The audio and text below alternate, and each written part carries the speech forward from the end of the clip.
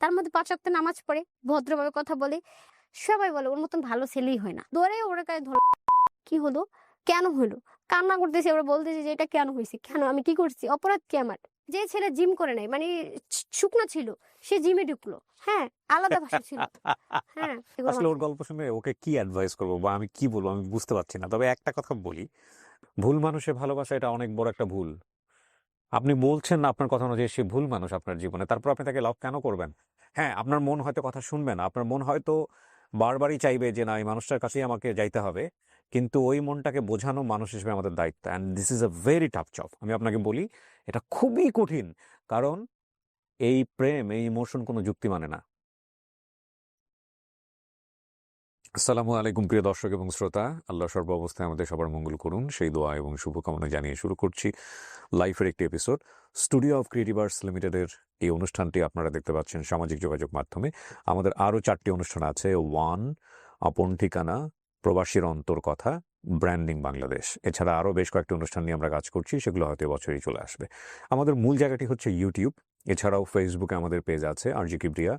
Studio of ক্রিয়েটিভার্স limited নামেও আমাদের একটি পেজ আছে, সেটাও খুব শীঘ্রই অ্যাক্টিভ হবে। এবং এছাড়া আমার তো পার্সোনাল প্রোফাইল আছে, যেখানে আপনারা টুকটাক আমার কাজ সম্পর্কে জানতে পান। কিন্তু আপনারা এই যে নতুন যে অনুষ্ঠানটির কথা আমি বললাম ওয়ান, এটা নিয়ে আমাদের ইউটিউবে একটা চ্যানেল আছে, আপনারা জানেন। ওয়ান স্পেস সকা নামে সার্চ করলে আপনি চ্যানেলটি পাবেন। খুবই নতুন একটি চ্যানেল আমরা গড়ার চেষ্টা করছি। আশা করছি নতুন নতুন যে ভিডিওগুলো আসছে সেগুলো দেখলে হয়তো বা বুঝতে পারবেন যে আমরা কি পরিমাণে এফোর্ট দিচ্ছি প্রতিটি ভিডিওর পেছনে। আপনাদের দোয়া থাকলে, ভালোবাসা থাকলে, সাপোর্ট থাকলে আমরা অনেক দূর এগিয়ে যাবো ইনশাল্লাহ। আর আমাদের যে কোনো অনুষ্ঠানে অংশগ্রহণ করতে হলে আমাদেরকে ফোন করবেন। আমাদের ফোন নাম্বার হচ্ছে 09639887777। এছাড়া আপনারা চাইলে আমাদেরকে মেইলও করতে পারেন। আমাদের মেইল অ্যাড্রেসটি হচ্ছে sharemystory24@gmail.com। নাম কি আপনার? আমার নাম জেসমিন আক্তার মিম। মিমের বয়স কত? আমার বয়স 25। 25 বছর। জন্ম জেলা? কুমিল্লা চান্দিনা। এখন থাকেন কি ঢাকাতে? বর্তমানে হ্যাঁ, ঢাকায় আছি। বলেন মিম। আমার আব্বুর প্রথম পক্ষ ছিলেন, দ্বিতীয় পক্ষ হলো আমার আম্মু। ওকে। দ্বিতীয় পক্ষের সন্তান শুধু আমি। আমার জীবনটা ছিল টানাটানি। কখনো বাবার সাথে কখনো মায়ের মায়ের সাথে? সাথে, হ্যাঁ। তো এক সময় আমার আব্বু মারা যায় এবং কি আমার আব্বুর সাথে আমার আম্মুর ডিভোর্সও হয়ে যায়। আপনার বাবা মারা যাওয়ার আগে আপনার মায়ের ডিভোর্স হয়ে গেছে। Divorce হয়ে সো তো বাবা মারা যাওয়ার পর কার সঙ্গে থাকলেন? বাবা মারা যাওয়ার পরে আমি আম্মুর সাথে থাকা শুরু করি। আব্বু মারা যাওয়ার কিছুদিন আগে, প্রায় ধরেন মাসখানেক আগে, আমার আম্মু তখন কি করে একটা বিয়ে করে ফেলে। কিন্তু আমার আম্মুর তখন মোটামুটি ভালো টাকা ছিল। শাড়ি কাপড় বলেন, এগুলো ইন্ডিয়ান থেকে ডাইরেক্ট নিয়ে এসে নামাতো। সে একটা পুরুষের মতনই কাজ করতো। মানে আমি ওই লোকটাকে কখনো বাবা হিসাবে গ্রহণ করিনি। আমি কিন্তু বরাবরই তাকে মামা ডাকি। ওই লোকটা কিন্তু আগে বিয়ে হয়নি। আমার আম্মু তার ফার্স্ট ওয়াইফ ছিল। এক সময় পরে দেখা যাচ্ছে যে আমার আম্মু, মানে ওই আঙ্কেলটা, মানে মামাটা আর কি, এক একদিকে মেয়েদের সাথে উল্টাপাল্টা করে। আমার আম্মুর তখন মাথায় কাজ করতেছে না, হঠাৎ করে সে, মানে আমাদের যে জমি জমা আছে না, সব আমার আপন খালামণির কাছে বিক্রি করে দিছে। বিক্রি করে সে ঢাকা চলে আসে আপনাকে নিয়ে? হ্যাঁ, আমাকে নিয়ে, এবং কি উনাও ছিল সেখানে। আবার আমার একটা ছোট ভাই হয়। যখন আমি মোটামুটি বুঝি, 14 বছর চলে, কখনো মাদ্রাসায় পড়ছি, কখনো স্কুলে পড়ছি। পড়ানোর জন্য মানে আমার চাইতে আমার আম্মুর চেষ্টা ছিল। আবার স্কুলে ভর্তি হলাম, গার্লস স্কুলে পড়তাম আর কি। সেখানে একটা ক্লাসমেট ছিল, হ্যাঁ। তো ওর সাথে আমি পড়তাম। ওর মামা স্কুল থেকে নেওয়া আসা করার জন্য আর কি আসতো, তো উনা আমাকে দেখে। ক্লাস 6 এর ঘটনা? হ্যাঁ, এটা 6 এর ঘটনা। ওকে। কোথায় যাচ্ছি, কোথায় থাকতেছি, আমার ব্যাকগ্রাউন্ড কি, সবকিছু জানে, কিন্তু ওনার সম্বন্ধে আমি কিছু জানতাম না। তো বলতো, মিম তোমার নাম্বারটা দাও। পরে আমার আম্মুর নাম্বার দেই, দেওয়ার পরে আমি ও নাম্বারটা নেই। ওনা ফোন দিলে বলতো, তোমার ভয়েসে না, তোমার ভয়েস শুনে মনে হচ্ছে তুমি অনেক সুন্দর গান জানো, একটা গান বলো মিম, এরকম বলতাম। পরে আমি গান করতাম, মানে গান গাইতাম। গাইতে গাইতে এক সময় মানে কথা বলতে বলতে প্রায় 3-4 মাস হয়ে যায়। আম্মুর ফোনে হ্যাঁ। তখন আম্মু বুঝতো না? না, আম্মু জানতো না। বলতে বলতে এরকম ধরেন প্রায় 1 বছরের কাছাকাছি, ধরেন একটু কম হবে, কখনো টাচ ফোন ইউজ করিনি, এই ছেলে আমাকে দিছে। ক্লাস 6 এ থাকা অবস্থায়? হ্যাঁ, 6 এ আপনার মা জিজ্ঞেস 1 করেনি ফোন বছরের মধ্যে। ফোন কোথায় পাইলি? হ্যাঁ, জিজ্ঞাসা করেছে। আপনি কি আনসার দিয়েছেন? আমি বলছিলাম কি, আমাকে দিছে কে, একটা ছেলে দিছে। কেন নিছস, কি সম্পর্ক? আপনি সত্য কথাটাই বলছেন? হ্যাঁ। আমার আম্মুরও কথা হয়েছে কি, যে এখন এগুলা কথাবার্তা বলিস না, ওর ফোন নিছে, ও দিয়া দিস। ও কিন্তু তখন ইন্টার সেকেন্ড ইয়ারে পড়ে। আপনি তখন ক্লাস 6 এ? হ্যাঁ। পরে আমাকে বললো যে আমি তোমারে বিয়ে করবো। মানে আমার তেমন মন হাস্যকর লাগলো, কিসের বিয়ে করবে, মানে এগুলো কি বলে, আজব অবহেলা করা শুরু করলো, মানে ভাল লাগে না, আর কথা বলবো না এরকম। পরে না আমার বাসার সামনে এসে দাঁড়ায় থাকতো। তখন আমি দেখা যায় উল্টা পাল্টা অনেক কথাই বলতাম। বলার পরে ও কান্না করতো। পরে এক সময় আমার আম্মুর কানে গেছে, আমার আম্মু কথা হইলো কি, তুই কথা বললি কেন, আর যদি না হয় তোর ফোন নিলে কেন? তা আমি ওখানে ফোন ব্যাক দিয়ে দিব। পরে আমার আম্মু বুঝাইছে, পরে আমি রাজি হয়ে গেছি। আমার আম্মুর কথা হয়েছে কি, আমি আর একটু বড় হই, বিয়ে হয়ে যাক, এঙ্গেজ করে ফেলবো না, যদি তোমার ফ্যামিলি রাজি হয় তাইলে আমরা দিব, সমস্যা নেই। মানে আপনার মা কথা বলছে? হ্যাঁ, আমার মার সাথে কথা হয়েছে ফোনে। ভাই কিছুদিন পরে জানতে পারি কি জানেন, তার নিকাতন বাড়ি আছে। ছেলে আমাকে কিন্তু এগুলো বলেনি। ও বলছে কি জানেন, ও ভাড়া থাকে। তাহলে ও আমার সাথে এই বিষয়টা মিথ্যা বলছে। কি মানে করা যায়? বড় লোকের কাছে আপনার আমি করব না। আমার আম্মু বাদ আমি করব না। গুলশান নিকেতনে বাড়ি এই ছিল? Gulshan Niketan. Also very interesting. হ্যাঁ, পরে সেলফ রেসপেক্ট, মানে আত্মোপলব্ধি, আমার স্ট্যাটাস এটা, সো আমি বড় লোকের একটা ছেলেকে যদি বিয়ে করি আমাদের সাথে ম্যাচ হবে কিনা, এটা হচ্ছে বিষয়। তো আমার আম্মুর কথা হচ্ছে, এখানে তোর পড়াশোনা শেষ হয়ে যেতেছে, স্কুল তো আর যাওয়া সম্ভব না। আমার আম্মু তাড়াতাড়ি করে বললো কি, এক কাম করি, তুমি এক কাজ করো, ওর মামার বাসায় পাঠাই। ওর মামার বাসার থেকে যত টাকা খরচ লাগে, আমার যদি সামর্থ্য না থাকে, বিয়ের যত খরচ আছে আমি ওখান থেকে গ্রহণ করবো, সব দিব। ওখানে ভালো পরিবেশ, আমার মামার সবকিছু আছে, ওখান থেকে বিয়ে দিব। আচ্ছা, ঠিক আছে। আমি চলে গেলাম। মামার মেয়ে আছে, ও মাজার রোডে থাকে, ওখানে আমি গেলাম। ওখানে আমার মামা বলছে আমাকে স্কুলে ভর্তি করাই দিবে। দেওয়ার পরে আমি ওখানে পড়াশোনা করব। ওই ছেলের সাথেও কথা বলছে আমার মামারা, বলছে হ্যাঁ অপেক্ষা করো, দিব। আমি তো ওকে পছন্দই করি না, বিরক্ত ফিল। ও ফোন দিলে আমি সব সিম টিম অফ করে ফেললাম। আমাকে ফোন দিয়েছে বললাম না, আমি ফোনটা কিন্তু ব্যাগ দিতে চাইছি, বুঝছেন, ও নেই না নিলে তো আমি এটা ফেলে দিতে পারি না। তখন ওই ক্ষেত্রে আমার কাছে ছিল, কারণ ওই তখন আমি তার সাথে কথা বলতাম। আমার মামার মেয়ের বাসায় যে আমি যেখানে যে উঠছি আর কি, যেখানে মানে থাকতে পড়াশোনা করবো। হ্যাঁ, পরে আমার ব্যাটারির তো সমস্যা হয়, ব্যাটারি চেঞ্জ করতে যাই, মানে এগুলো নিয়ে ওই দোকানে ওই ছেলেটা কাজ শিখতো, ঠিক আছে। পরে কি আপনার বাসার পাশে কোনো দোকান? মামার বাসার থেকে ধরো এই যে সামনে নিচে এরকম ওকে, সো ওই দোকানে যেতেন, ওই দোকানে একটা ছেলে কাজ করতো, কাজ শিখতো। হ্যাঁ, কাজ শিখতো। কাজ শিখতো, হ্যাঁ। ওকে, তো ব্যাটারি চেঞ্জ করতে যে, তখন আমি বলি যে ভাই আমার ফেসবুক আইডি খুলে দেখ। সেক্ষেত্রে তো অবশ্যই নাম্বার দিতে হবে। নাম্বার দিয়ে ওরা ফেসবুক ঠিক মানে সবকিছু ওরা ঠিক করে দেয়। দিয়ে আমি বাসায় আসি। ওরাই খুলে দেয় হ্যাঁ, ফেসবুক? ফেসবুক সব খুলে দেয়। আমার ব্যাটারির সমস্যা ছিল, ব্যাটারিটাও চেঞ্জ করে দিছে। আমি বাসায় আসা না মানে আসতে না আসতেই ফোন চলে আসছে। আমি বললাম কে, হ্যালো কে, আপনি কে? কয় মানে ওনা আমার সাথে একটু আননোন পার্সন, মানে চিনি না এরকম একটা ভাব নিয়ে ভনিতা কথা বলে করতেছে? না। হ্যাঁ, মজা নিচ্ছে। আমি বললাম আপনি কি পাগল ছাগল, আপনি কেন ফোন দিচ্ছেন? মানে আমার কথার সাইজ তেমন একটা সুন্দর ছিল না, গোছায় কথা বলতে পারতাম না। পরে উল্টা পাল্টা বলতেছি, আপনি যা বলেন বকা দিলে ভালো লাগে। এটা বলার পর আমি যখন বাসায় যাই, আবারও কল দিচ্ছে। ঠিক আছে, আমি আপনাকে রাতের মনে করেন আনুমানিক 9টা-10টা বাজে ফোন দিয়ে বলতেছি কি, আপনি যদি আপনার যে সুন্দর কণ্ঠ, আমার মনে হয় কি আপনি যদি একটা গান শোনান, আমি আপনাকে ডিস্টার্ব করবো না। মানে আমি ওনাকে একবার গান শোনালে ওনার আর কল দিবে না। ওই যে ওনাকে আমি বারবার, কারণ তখন আমি ব্লক লিস্টে বুঝতাম না। তা আমি বললাম প্রমিস, হ্যাঁ প্রমিস, আমি আর আপনাকে কল দিব না। পরে আমি মনে হয় আমি একটা গান শুনাই, একটা গান শোনানোর পরে আরেকটা গান শোনান। পরে ছেলে বলে আমি তো আপনার পিছে আর ছাড়তেছি না। কেন? আমি আপনার গানের প্রেম করে গেছি। পরে আমি নাম কথা বলবো না। দেখেন ভাবেন আমি আপনারা ফ্রেন্ড। আমি বলছি ওকে ফ্রেন্ড, ঠিক আছে। তো কথা বলতে বলতে দেখা যাচ্ছে 2 মাসের মতন তার সাথে ফ্রেন্ডলি ছিলাম। হুম, হুম। মানে ওই ছেলে কি জানি করছে, ওর মা বাবা ওকে মানে সম্ভবত বাহিরে পাঠিয়ে দিছে। ওই ছেলে বলতে যার সাথে আপনার সম্পর্ক ছিল? ঝামেলা, হ্যাঁ হ্যাঁ। জি। ও আমাকে আস্তে আস্তে ফোন দেওয়া বন্ধ হয়ে গেছে এই 2 মাসে, ঠিক আছে। তা আমার জন্য ওটা একটা ভালো দিক ছিল। তখন আমার আম্মুকে, ঠিক আছে তুই বাসায় আয়। হঠাৎ করে ভাই ওখান থেকে চলে আসি। হ্যাঁ, হুম। চলে আসার পরে না ওই ছেলেটা মানে একদম পাগল হয়ে গেছে। কই, আমি বললাম এমনি এমনি চলে আসছি, আমার আম্মু নিয়ে আসছে। কেন? আমি বলছি জানি না। হ্যাঁ, আমার জন্য যেন একটা কেমন কেমন জানি করতেছে। হুম। মিম আমি তোর সাথে দেখা করতে চাই। পরে আসছে, আমি দেখাও করছি, কারণ ওই যে ফ্রেন্ড বলছি ফ্রেন্ড। হুম। হঠাৎ করে সেও আমাকে বলে যে আমি তোমাকে ভালোবাসি। এই ছেলেটা কি সেই ছেলে যে ছেলে কাজ শিখতো? হ্যাঁ, আমি যখন তার সাথে কথা বলতাম না, হাদিস ছাড়া কোনো কথা মনে হতো না। আমি কিন্তু তখন তাহাজ্জুদ নামাজও পড়তাম, এবং কি অনেক মানে নামাজ পড়তাম, 5 ওয়াক্ত নামাজ পড়তাম। হুম। মানে সবসময় হাদিস সম্পর্কে কথা বলতো। ঠিক আছে? আমিও ইমপ্রেস হয়ে যাচ্ছি। মানে তার হাদিস আসলে কিন্তু কিছু না, যে তার টাকা ছিল বা কিচ্ছু না, একটা বেকার ছিল, একটা কাজ শিখতে আসছে। তার বাড়িও চিনি না, ঘরও চিনি না, কিচ্ছু চিনি না। হঠাৎ করে আমার আম্মু বুঝছে, ওই যে আমার আম্মুর প্রশ্ন এসে, তুই ওই ছেলেকে বিয়ে করস নাই, এখন কেন এই ছেলের লোক কথা বলবি? কিন্তু আমি কিন্তু এই ছেলের প্রতি দুর্বল হয়ে গেছি। আমার আম্মু পছন্দ করতো না। আমার মার কথা হইলে একদম মানে বেড়া মানুষের লোক কথাই বলবি না। হুম। আমার সাথে রাগ করে আমার আম্মু হঠাৎ করে চলে গেছে। মানে তার কথা হয়েছে, তুই জন বেড়ার সাথে মানে মানুষের সাথে কথা বলবি, তুই বল, আমি তোর সাথে আর তোর সাথে থাকবো না, আমি চলে যাবো। আপনাকে কোথায় রেখে গেছে? এই মামার বাসা ছিলাম না, আপন আমার মামা? মামা, আপন মামা। হ্যাঁ ওদের কাছে রেখে গেছে? হ্যাঁ। আমারও জিদ চলে আসছে যে কেমন মা, সেভাবে চলে যাবে কেন? কিন্তু আমি ওর পিঠ ছাড়িনি।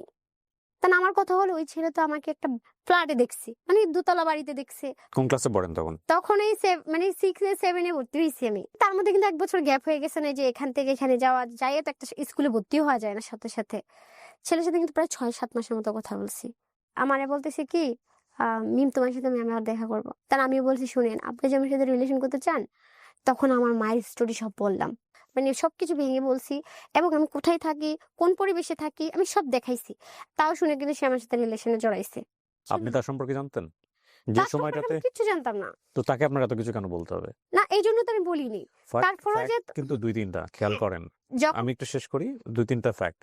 একটা হচ্ছে ফ্যামিলি গাইডেন্স খুব ইম্পর্টেন্ট, খুবই ইম্পর্টেন্ট। এখানে ল্যাকটা হচ্ছে ও যে বয়সটাতে এ ধরনের সম্পর্কে জড়াচ্ছে রিপিটেডলি, সেখানে ওকে গাইড করার মতো প্রপার মানুষটা নাই।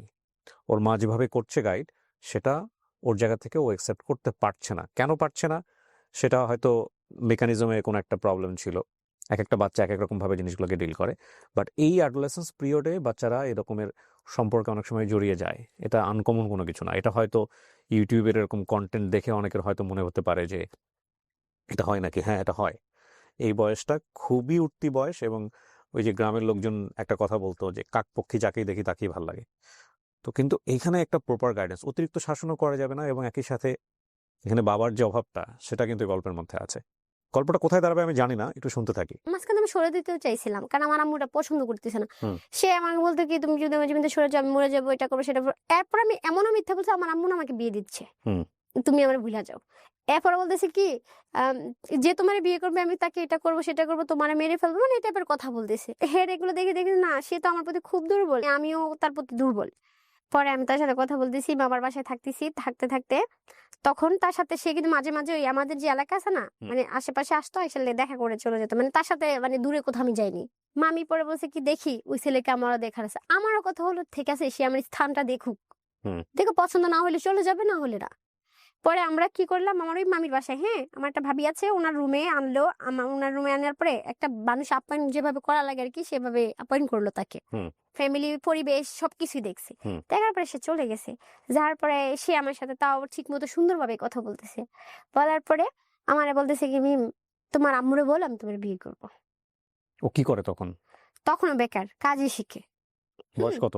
ইন্টার কমপ্লিট করে ফেলছে, বিয়ে ভর্তিছে কিন্তু পড়ে নেই। আর আপনি তখন ক্লাস 7-এ পড়েন? 7-এ, হ্যাঁ। বিয়ের প্রস্তাব দিয়েছে, হ্যাঁ, তারপর? দেখে মনে হবে এর মতন ছেলে আর পৃথিবীতে একটাও নেই। হ্যাঁ, আমার মামা মামি যে দেখছে সবাই পছন্দ করে ফেলছে, হ্যাঁ, ভদ্রতা দেখে। তো আমার আম্মুরা এসব বলছে, না ছেলেটা অনেক ভালো হবে, আপা রাজি হইয়া যাক। আমার আম্মুরও কান বলতো ঠিক আছে দেখি।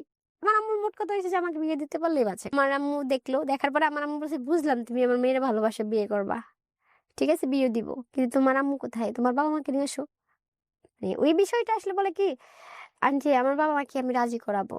আর ইয়া করছে, আপনি একবার বিয়ে করাই দেন, বিয়ে করে ফেললে তো মাইনা না মাইনা কই যাবো। আমার আম্মা কইছে যে না, আমি এভাবে বিয়ে করাবো না, গার্জেন ছাড়া কোনো বিয়ে হইব না। জানা আমার আম্মু কইছে যে তুমি তো বিয়ে করবা, বিয়ের খরচ তো না হইলো মিনিমাম 5-10 হাজার টাকা আছে, তুমি কই পাইবা, তুমি তো কাজও করো না। কাছে আমি 5,000 টাকা ম্যানেজ করে দিব। আমার আম্মু কি করছে, 5,000 টাকা নিয়ে গেছে ওর থেকে। আমার আম্মুর বিয়ে পড়ায় নাই, ওর ফ্যামিলির কথা বলছে, বলছে তাহলে ফোনে কথা বলাও, সেটাও পারবে না। তো আম্মু কাছে তাহলে ঠিক আছে যাও। আমার আম্মু টাকাও দেয় না, ওটা দেন। আমার আম্মু কাছে হে ফোন দিলে ফোন ধরবি না, হ্যাঁ খারাপ ভাববে, আস্তে আস্তে শেষ হয়ে যাবে, শেষ। দুজনের সাথে যোগাযোগ ঠিকই আছে। আমাকে হঠাৎ করে একদিন বলতেছে জন্ম নিবন্ধন লাগবে। আমার বয়স কত, আসলে জন্ম নিবন্ধন বয়স আমার মাত্র তখন 14 বছর চলে। আমার জন্ম নিবন্ধন নিল প্রায় ধরেন না হলে মানে 18-19 বছর তখনই দিয়ে রাখছে, মানে অনেক ডাবল বয়স বাড়ানো। পরে মানে কাগজের সব বাড়াইলো, বাড়ানোর পর আমাকে ফোন দিল, তুমি আইসো অমুক দিন। তাহলে হালকা হালকা বৃষ্টি পড়তেছে, আমি গেছি। আমাকে একটা কাজু পিস ঢুকালে বলতেছে কি, কেটা চিনো? আমাকে না, কেটা কাজু পিস, আমি কি এখানে কি করবেন? বিয়ে করবো। আমাকে না, এভাবে কিভাবে বিয়ে হয়? তুমি যদি এখন না করো তাহলে হেরা ভাববে আমি তোকে জোর করে আনছি, তাহলে আমাকে পুলিশে দিয়ে ফেলবে। ভাই এই কথাটা ও সত্যি বলছে। বলার পরে আমি তো তার প্রতি এমনি দুর্বল, এর মধ্যে আবার পুলিশের কথা বলছে, আমার ভিতরে ভয় ঢুকছে, আর আমি তো চাই না তাকে ধরে নিয়ে যাক। পরে আমিও কি করলাম, রাজি হলাম। হওয়ার পরে ওখানে এসে দেনমোহর মানে কাবিন টাবিন করলো। ওই হুজুরও কিন্তু আমাকে দেখে প্রথম বলছে, বাচ্চা একটা মেয়ে, এটা কিভাবে? সমস্যা নেই, করেন। মানে ও এমন একটা ছেলে ছিল, যেখানে যাইতো না ও ফ্রেন্ডলি হয়ে যেত। সবাই জানে যে ওর মতন ছেলে হয় না। সাক্ষী ছিল ওখানে? সাক্ষী ওর সব বাইরের লোক, মানে নিজের লোক কেউ ছিল না। আপনার পক্ষ থেকে কেউ ছিল না? কেউ না, কেউ ছিল না। পরে বিয়ে হয়েছে। আপনি ক্লাস 7-এ পড়েন তখন? হ্যাঁ হ্যাঁ, ওর বয়স কত হতে পারে? 12 থেকে 14 বছর সর্বোচ্চ? 14 14। বছরের, হ্যাঁ 14 একটু বেশি বা 1-2 মাসের এদিক ওদিক হবে। পরে আমার আম্মুকে ফোন দিছে, যে ছেলেটাকে আপনি বিয়ে করছেন সে আপনার মাকে ফোন দিয়েছে? ওই কাজেই দিছে। কাজে দিয়ে কি বলেছে? যখন বলছে যে ওর মারে ফোন দেন দেখি, মানে কি রাজি বলে? কিনা, হ্যাঁ কি বলে। পরে আম্মুরও ফোন দিছে, আমি তো বলছি বিয়ে করাবো না, তারপরে যত মেয়ে চলে গেছে কিছু হইলে আর আমরা জানি না। ওকে এটা হয় গো ব্যাপার, আমি আর জানি না, এটা করে আম্মু ফোন কাইটা বন্ধ করে দিছে। পরে ওদিন আমি বিয়ে করলাম, আমার মনে হচ্ছে যে মানে কেমন যেন একটা ভয়ও ফিল, মানে ভয় ছিল, মানে কোনো আনন্দ ছিল না, কিন্তু বুঝি না, কিন্তু ভয় ছিল। আমাকে বাসায় দিয়ে ও চলে গেছে।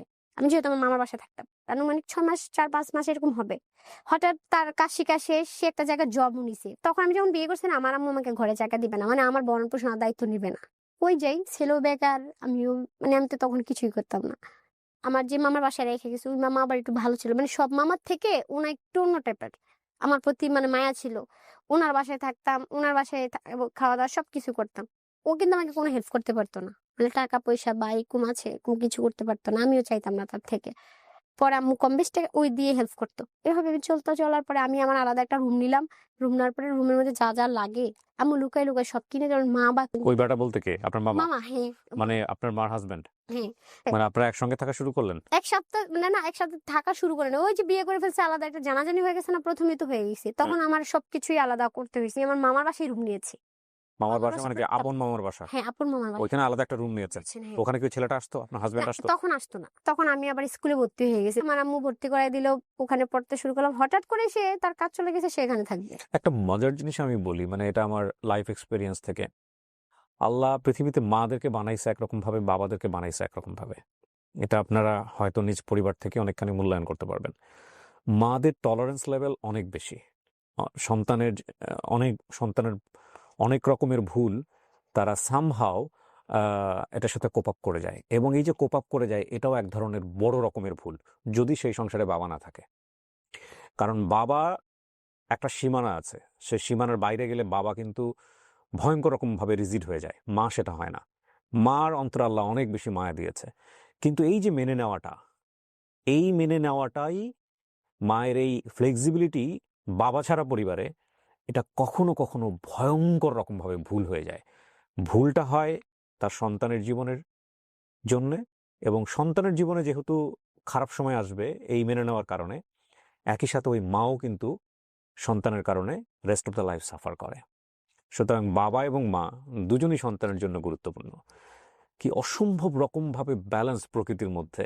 আপনি যদি এই জিনিসগুলোকে অ্যাভয়েড করা শুরু করেন, লাইক বাবা ছাড়া পরিবার, মা ছাড়া পরিবার, হ্যাঁ সেপারেশন হয়ে যায়, ডিভোর্স হয়ে যায়, কিন্তু দুজনকেই দুই জায়গাটা থেকে সাপোর্টটা দিতে হবে। যখন ওই ব্যালেন্সিং ব্যাপারটা আর থাকে না, তখন সন্তান কিন্তু অনেক কিছুই অন্যায্য দাবি হয় যার সাথে থাকে তার কাছ থেকে আদায় করে, বাবার কাছ থেকে আদায় করে, মায়ের কাছ থেকে আদায় করে।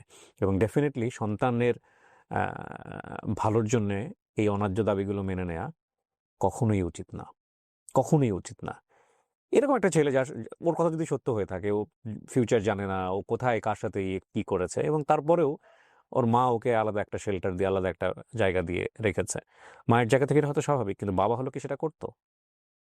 বাবা হলে ডেফিনেটলি সেটা করতো না। এবং বাবা হলে যেহেতু করতো না, এটা সন্তানের মাথাতে ওই মেসেজটা থাকতো যে আমার বাবা তো এটা মেনে নেবে না। সুতরাং সন্তান এটা করতে গিয়ে 100 বার চিন্তা করতো। সো দেখেন এটার পরে কি দাঁড়াইছে। জি, তারপরে? তারপরে যখন আমি সবকিছু রুম টুম নিলাম, নেওয়ার পর ওখানে থাকা শুরু করলাম। তারপরে আমার এই মামাতো বোনরা সবাই মানে বুঝা যা ওর হয়েছে, ফুফু বাদ দেন, যা হয়েছে মানে আমার আম্মুরে বুঝাচ্ছিল। হুম। আর আমার অভিযোগটা হলো, আমার আম্মুর কাছে বরাবর আমি এটা মানে হেরে বলতাম, মানে আমার কিছু বলতে আসলে বলতাম যে তুমি যদি আজকে ওই দ্বিতীয় বিয়েটা না করতে না, আমাদের জীবনটা এলোমেলো হতো না, ওই যে আমাদের বাড়ির জমি যেমন বিক্রি করতো না, আজকে আমরা ঢাকা শহরও আসতাম না, এত কিছু আমি চিনতাম না। এটা আরেকটা বড় সমস্যা। কিন্তু বাবা মায়ের ফল্টি কোনো পজিশন যদি সন্তানের চোখে পড়ে, সন্তান তখন এটা সুযোগ নেয়। সন্তানের তো একটা ম্যাচুরিটি বয়স চলে আসে ক্লাস 6-7 পরে।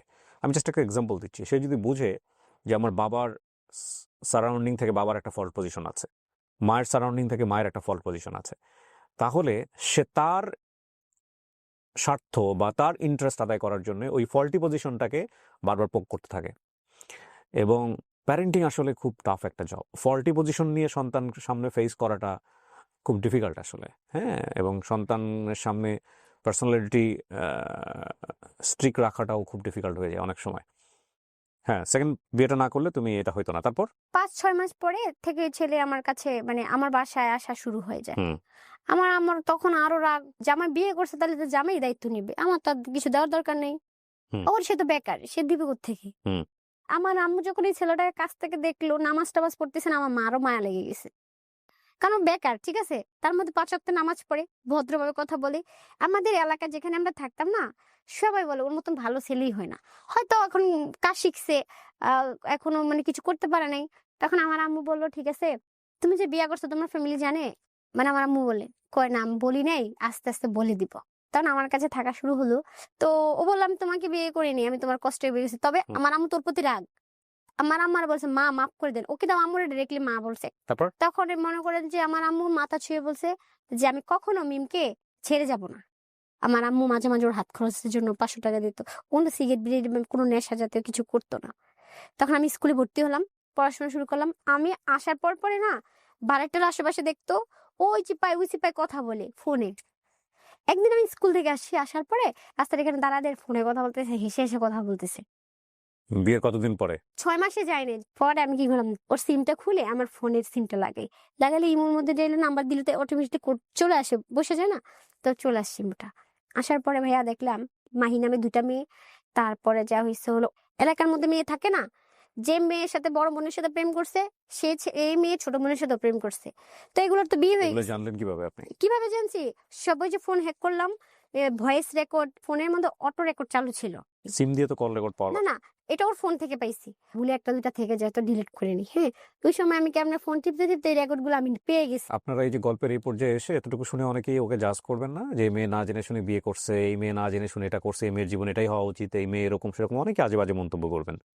বাট আমি আপনাদেরকে একটা কথা বলি, এর চাইতেও সরল, এর চাইতেও বোকামো অ্যাক্টিভিটি দিয়ে ভরা বাংলাদেশ, ভরা। আমি আপনাকে বলতেছি, আমরা এই গল্পগুলো আপনাদের সামনে নিয়ে আসি একটাই কারণে, একজনের ভুল থেকে যাতে আমরা সচেতন হই। এবং এইখানে প্রেমে পড়ে গেছে, অ্যাডোলেসেন্স পিরিয়ডে এই জিনিসগুলো হয়েছে, এগুলো অনেক হতেই পারে। আমি যদি বলেন এটা, হ্যাঁ, আপনি এক একটা এথিক্যাল পয়েন্ট অফ ভিউ থেকে, আপনার এক একটা এথিক্সের জায়গা থেকে আপনি যদি বলেন এটা হওয়া উচিত হবে না, এটা ঠিক আছে, সব এথিক্সের জায়গা থেকে। কিন্তু তারপর অনেক সময় হয়ে যায় মানুষের জীবনে। কিন্তু বিয়ে একটা পরিণত ডিসিশন, এবং এই ডিসিশনে যাওয়ার আগে এইভাবে কোনো একটা ছেলেকে বা কোনো একটা মেয়েকে জীবনে জায়গা দেওয়া, এটা ভুল। এই জায়গাটা আমি বহুবার আমার বিভিন্ন অনুষ্ঠানে দেখিয়েছি। তো আপনি এগুলো পেয়েছেন, হ্যাঁ, তারপরে? হ্যাঁ, পাওয়ার পরে আমি যখন রেকর্ড গুলো দেখি, আমি প্রমাণগুলো নেই। নেয়ার পরে তখন আমার মাথায় ঢুকছে যে এবার থেকে বিয়ের কথা বলে দিব। আমি আর চুপ থাকবো না। কিন্তু এগুলো তো ওর অতীত। এগুলো নিয়ে আপনি কেন টানাচ্ছেন? না, অতীত, অতীত হইছে হলো যে এক্স গার্ল প্রেম করছে ওকে। তাহলে বিয়ের পরে কথা বলা উচিত হইছে। সে মেয়ের স্বামী আছে, বিদেশ থাকে। তার তো ওই মেয়েদের সাথে কথা বলার অন্যায় না? এটা তো অনেক বড় অপরাধ। এগুলো আপনি সত্যি, সত্যি বের করছেন? সত্যি বের করেছি। আচ্ছা, বের আমি করার পরে বললাম না আপনি ওর কি করলেন? এগুলা আমি আর এগুলা আমার কলেজ লাইফের ফ্রেন্ড, এগুলা বুঝাইছে। এগুলো বোঝানোর পর আপনি মেনে না, নিয়েছেন? মেনে নেয়নি। মানে আমার সবাই বলল, "একটা বাচ্চা নিয়ে নে। নিলে তোর আর এই সমস্যাগুলো হবে না, আর প্রেম করবে না, আর ফ্যামিলিকে জানাবে।" এগুলো আমি হচ্ছে আরো বড় ভুল হ্যাঁ, সিদ্ধান্ত। হ্যাঁ, ভুল সিদ্ধান্ত। অবশ্যই ভুল সিদ্ধান্ত। হাসব্যান্ড কিছু করে না, তো এখনো বেকার ছিল। বেকার। আপনিও নিজেও কিছু করেন না, ক্লাস হুম। 7 এ এটা পড়েন। আম্মুর দিয়ে চলতেছি। এখন কথা হলো সে ধরা খাইছে। ছেড়ে দিলে কি সমাধান? আমার তো তাহলে তো আমিও তো ডিভোর্সি হয়ে গেলাম। আমার আম্মুরও কথা হইছে কি যে, কি করবো? জানি না, তোর ব্যাপার। যখন বেবিটা হয়, আমার সাথে এমন একটা সিন ক্রিয়েট করলো, করার পর সে রাখবে না, ব্যাস এটা হের বাচ্চা না, এটা না। ওর ইমো আবার হ্যাক করি, ছবি তুলি, তুলে ওই ওর ফ্রেন্ডরা যারা আছে না, সবাইকে ছবি দেওয়া শুরু করে দিই। আর ও মনে করে সবগুলা দেখে। আর আমার কাছে অনেক প্রমাণ আসে। ওই এর সাথে কথা বলে, আবারও টান দেয়, আবারও দেখি সেম ওই মেয়েদের সাথে কথা বলে। আপনি প্রথম ছেলেটা থেকে স্মার্টলি বের হয়ে আসছিলেন। এর থেকে বের হয়ে যাননি কেন? না, আমি আসলে বুঝিনি। আপনি আসলে বুঝেন নাই। আর সত্যি বলতে যে বললাম না ৫ ওয়াক্ত নামাজ পড়ি। আমি ছোট থেকে একটা জিনিস বিশ্বাস করি, যারা নামাজ পড়ে না তাদের মন দিল ভালো থাকে। ঠকারও চিন্তা ভাবনা থাকে না। তো ওটাই আমি বিশ্বাস করছি, আসলে আর কিছু না। যে বা টাকা বা সুন্দর। আমি যখন রিলেশন করছি না ভাইয়া, বিশ্বাস করেন আমি তার চেহারার দিকে তাকাইনি। ৫ ওয়াক্ত নামাজ মানুষ পড়ে, মানুষ ভুল করে। হ্যাঁ? ভুল বলে তবে আমরা মানুষকে তো কোনো না কোনো আচরণ দিয়েই জাজ করি। মানুষের ভেতরে আমি জানি আমার অন্তর কেমন। আমি তো জানবো না আরেকজন মানুষ তার অন্তরের কি আছে। সুতরাং তার বাহ্যিক অ্যাক্টিভিটি দিয়ে থেকে তো আমাদের তার জাজ করা উচিত না।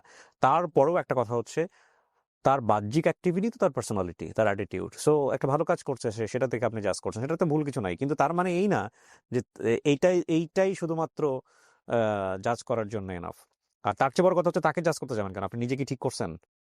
আপনি একটা ছেলের বাড়িঘর কোথায় জানেন না, সেই ছেলে একটা বেকার। আমার ভুল। এটা আমি স্বীকার আপনি করি। গিয়া তাকে বিয়ে করে ফেললেন। একটা বেকার ছেলেকে আর এখানে দেখেন ওনার বয়সটাও কিন্তু খুব ইম্পর্টেন্ট। আমি বড় বলছি 14 বছর বয়সে জাজমেন্টে যাওয়াটা খুব মুশকিল। তবে এই ভুলগুলো আমাদের সমাজে অহরহ করে মেয়েরা, ছেলেরাও করে। ইমোশনাল ফুল যেটাকে আমি বলি, হ্যাঁ? আবেগী বোকামো। এবং এই বোকামো এগুলা এই বিয়ের ব্যাপার বলেন, ক্যারিয়ারের ব্যাপার বলেন, এডুকেশনের ব্যাপার বলেন, এগুলোতে একবার চিট ধরে গেলে সেই চিটটা থেকে বের হয়ে আসা খুব কঠিন, খুবই কঠিন, ভয়ঙ্কর কঠিন। ওই মেয়েগুলোকে আপনার পারিবারিক বিষয় জানায় আপনার লাভটা কি হবে? না, ওদেরকে আমি পারিবারিক বিষয় জানাতে চাচ্ছি না, আমি ওর আপনি বিষয়ে জানাচ্ছেন জানাতে তো চাচ্ছি। যে ও আপনি তা কাবিনের ছবি পাঠাচ্ছেন না? হ্যাঁ, তো এই কাবিনের ছবি পাঠালে ওই কারণ ও তান মেরে সে যে সম্পর্কগুলা করতেছে, হুম এরা তো আর জানে না যে সে মেরে, সে আমাকে ছাড়বে না, কিন্তু আবার ওদের সাথে কথা বলতেছি ধরা খেলে ফ্রেন্ড। এই যে কাজটা করছেন আপনি এটাতে কোনো রেজাল্ট আসে? এটা রেজাল্ট একটা আসছে, ওই যে আমি তার ফ্যামিলিকে জানাইছি। তার ফ্যামিলিকে এক পর্যায়ে জানাইছেন? হ্যাঁ জানাইছি, কিন্তু ওরা বিশ্বাস করেনি, বিয়ের কাগজ দিছি তাও বিশ্বাস করেনি। এই যে ও কাজটা করেছে যে ছোট বয়সে বিভিন্ন মেয়েদের কাছ থেকে তথ্য কালেক্ট করে মেয়েদের নাম্বারগুলো নিয়ে তাদেরকে হোয়াটসঅ্যাপে বিয়ের কাবিন নাম্বার ছবিটা পাঠানো, এইটা প্রথম কথা হচ্ছে যে এটা ওর একটা মানে ইম্যাচিউর মেন্টালিটির আসলে বহিঃপ্রকাশ। ঠিক আছে, হাজবেন্ড যদি এই ধরনের সম্পর্কে জড়িয়ে যায়, একটা প্রমাণ পেলে enough to cut this kind of relationship. জি, আপনার ফ্যামিলিকে জানালেন, তারপর? যখন ওর ফ্যামিলিকে জানায়, এ তো আইসে বাসার মধ্যে মায়ের টের দিয়ে মোবাইল ভেঙে ফেলছে। মানুষকে বুঝেছি কি জানেন, আরেকবারের সাথে কথা বলছে, আমি ধরছি, ফোন ভেঙে ফেলছি। তখন আমার কথা হলো যে আমি ধরা খাইছি, আমাকে সবাই সামনে মোবাইল শো দেখাবে। মামার বাসায় এগুলো করতেন, মামারা বিরক্ত? হ্যাঁ বিরক্ত হতো, মামারও তো আগে যেত, মারো কেন? ওই তখনই বলতো যে আমি পরকিয়া করছি, মানে অন্য ছেলের সাথে কথা বলছি। ফোন ভেঙলে তোমার ফোন শেষ না, 2 বছর পরে যাচ্ছে। হ্যাঁ, এই কাহিনীগুলো চলতেছে। কিন্তু প্রথম পক্ষের যে ভাইরা বললাম না, ওখানে ওনাদের ভাই আছে, ওই ভাইয়েরাও বলছে যাওয়ার হয়েছে, দেখ অনেক ছেলেরা আছে, ভালো হয় না, এক কাজ কর, ওখান থেকে সরে আয়, সরে এলে আমরা বাড়িতে দেখে বিয়ে দিব। 4 মাস হয়ে গেছে, সে বাচ্চা রাখবে না, রাখবে না, রাখবে না। আমি বলছি যে বাচ্চা না রাখলে আমি আসবো না, আমি কুমিল্লা চলে গেছি যাতে ও বাচ্চাটা নষ্ট না করতে পারে। আমাকে বলে কি ঠিক আছে আমরা বাচ্চা রাখবো, তুমি ঢাকা আসো। আমাকে মিথ্যা কথা বলে নিয়ে আসে। আসার পরে সে এক পর্যায়ে বলে, এই বাচ্চা তো আমার না, আমি রাখবো না, আমি পরিচয় দিব না, এটা দিব না, সেটা দিব না, তুমি যদি আমাকে পেতে চাও বাচ্চা নষ্ট করে ফেলো। এক কথা আমি ওর পায়ে ভিক্ষা চাইছি, যে বাচ্চাটা নষ্ট করে না, তুমি এক কাজ করো, শুধু পরিচয়টুকু দিও, তুমি ওর দেখা লাগবো না, তুমি ওর পরিচয় দিতে পারো, তোমার বাড়ি তোমাকে নিতে হবে না। আমি এই টাইপের কথাগুলো বলছি। হ্যাঁ 4 মাস, প্রায় 4 মাস, 10 দিন না কতদিন ছিল এরকম নষ্ট করে মারার পরে একটা হসপিটালও আমাকে বলছে যে ছেলে ভালো না, যে ছেলে বাচ্চা নিজের সন্তানকে ফেলে দিতে, তার চেয়ে থেকে জঘন্যতম ছেলে না, তুমি ছেলে থেকে সরে যাও। তো বেবিটা নষ্ট করলো, নষ্ট করার পর আমি খুব অসুস্থ ছিলাম। পরে হঠাৎ করে 20 দিন পর আমার গায়ে হাত তুলছে, তোলার পরে আমার মা এবার প্রচুর রাগ জানার পরে এই ছেলে এখান থেকে উইরাইতে পালায় চলে গেছে। এখান থেকে চলে গেছে, ফার্ম গেটে চলে গেছে। তখন ফার্ম গেটে কাজ নিছে, কিন্তু বেকার ছিল না তখন, তার মাঝে কিন্তু কাজ নিছে। একজনের দোকান ছিল, সে পাশে মোবাইল সার্ভিসিং এর দোকান দিয়েছে, যেহেতু কাজ শিখছে। ওই 200 টাকা ইনকাম করলে 100 টাকা ওরে দেয়, 100 টাকা এরকম করে কন্ট্রাক্টে কাজ করতো। ওখান থেকে পালায় যায়, কি করলো, আমাকে ডাইরেক্টলি যে সুপ্রিম কোর্ট না কি বলে, ওখান থেকে ডিভোর্স দিয়ে দিল। ধরে ওরা কাছে ধরলো, কি হলো, কেন হলো, কান্না করতেছে, ওরা বলতেছে যে এটা কেন হয়েছে, কেন, আমি কি করছি, অপরাধ কি আমার? কয় তোমার আমার ফ্যামিলি মেনে নিবে না। মাইনে নেবে না ভালো কথা, তুমি তো আমাকে এভাবে ডিভোর্স দেওয়ার কোনো মানে এটা তো কোনো কিছু দেখতেছি না, এটা ঠিক করো নাই। এমন জোরে ধাক্কাচ্ছে, মানে আমাকে চিনে না সে। শুনতে শুনতে শুনি সে দোকান নিচ্ছে।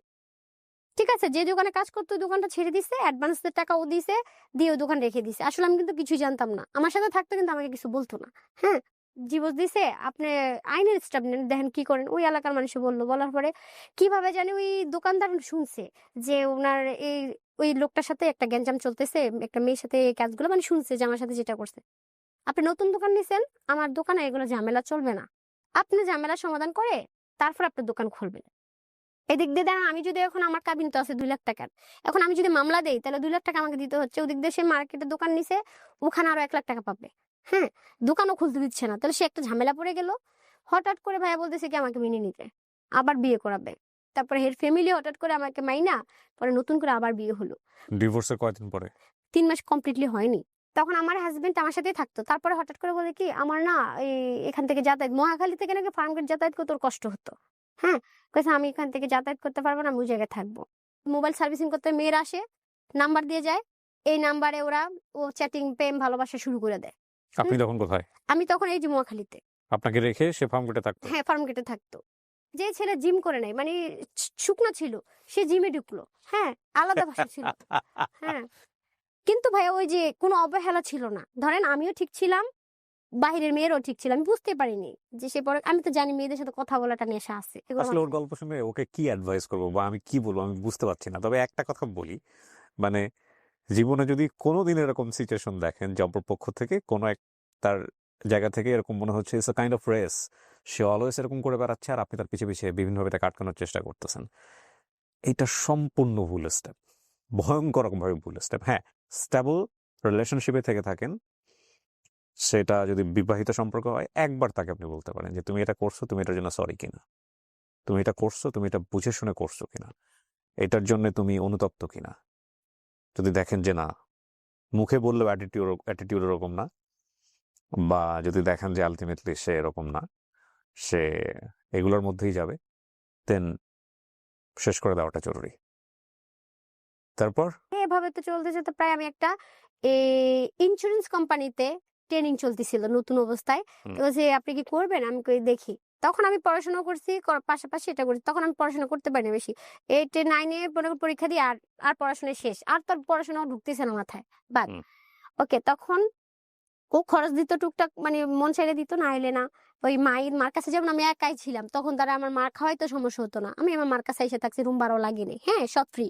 হঠাৎ করে আমি ফোন টিপতে দিয়ে আমি লক খুলে দেখি কি, ও আছে না একটা মেয়ের নাম, একটা মেয়ের সাথে চ্যাটিং এ অনেক কথা বলছে, বাট খারাপ কথা না, মানে রিলেশনের কথা, প্রেম ভালোবাসা এগুলাই। আমি তাকে বলছি এখনো এই নেশা, অসম্ভব, তাহলে আমি আর তোমার সাথে থাকবো না।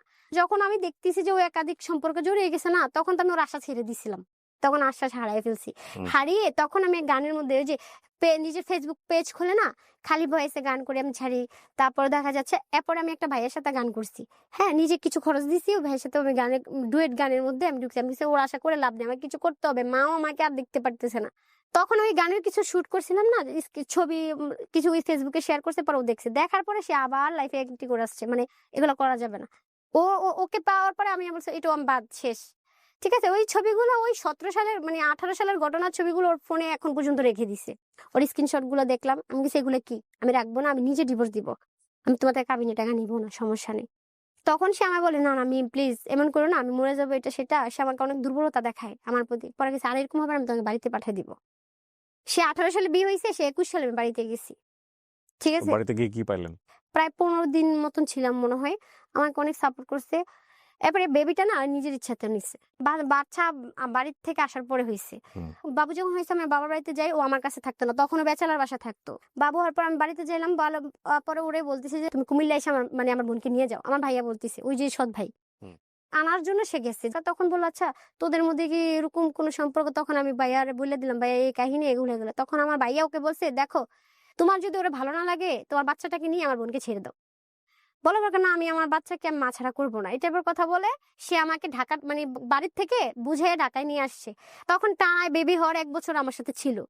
থাকার মাঝখানে যখন আমার বাচ্চা অসুস্থ, হঠাৎ করে একদিন তার ফোন আবার ধরলাম, ধরার পরে দেখলাম যে একটা মেয়ে, মানে মেয়েদের সাথে সেই রিলেশন, শুধু রিলেশন না, মানে একটা বাজে যে ইমুর মধ্যে একটা মেয়েকে যখন একটা ছেলের সাথে মানে শরীর দেখানো থেকে শুরু করি এ টু জেড তাদের সাথে, এবং কি অন্য মানে একসাথে 4টা প্রেম করছে। একটা মেয়ে হয়েছিল, তার রানিং স্বামী আছে, এগুলো স্ক্রিনশট অন্যায় করে যে করে রেখে সহ্য দিব। করে, অন্যায় যে করে, দুজনেই সমান অপরাধী। অপরাধ। আপনি একের পর এক আপনার হাজবেন্ডের এগেইনস্টে যা বলে যাচ্ছেন, এগুলো আমার শুনতে গিয়ে আমার কান ঝালাপালা হয়ে যাচ্ছে। লাস্ট ফিনিশিং এ এসে বলেন তো কি হয়েছে? তখন ও যখন সত্যিটা জেনে গেছে, তখন বিশ্বাসটা উঠে গেছে, তখন আমি তার প্রতিদিন তার ফোন চেক করি। তার কাছে মনে হতো আমি তাকে প্যারা দিচ্ছি, হ্যাঁ। আর আমার কাছে ভয় হচ্ছে আমার বাচ্চা হয়ে গেছে, আমি চাইলে কিছু আগে করিনি, আমি যা ভুল তা আগে করে ফেলছি, এখন আমার কিছু করা যাবে না। তার মাঝখানে সে বলতেছে কি, তোমার এখানে আসা যাওয়া আমার সমস্যা হচ্ছে, একটা বাইক কিনে দে। তারপর আমি আবার আমার আম্মুর থেকে নিয়ে মানুষের ধার নিয়ে 1 লক্ষ টাকা ধার দিয়েছি ওকে, ঠিক আছে, ও বাইক কিনবে। কয়েকদিন 6 মাস চালাই, আজ ভিতরে ভিতরে প্ল্যান করছে সে বিদেশ যাবে। আমি জানি না, হোয়াটসঅ্যাপে কাউকে দিছে যে স্ক্রিনশট ছবি থাকে না, হোয়াটসঅ্যাপ না জানি ইমোর মধ্যে আমি এই ছবিটা পাইছি। তখন আমি এই পাসপোর্ট আরেকজনের ছবি দিছি, দরবার কাকে আপনার হাজবেন্ডের তো এখানে ভিসা লেগে আছে।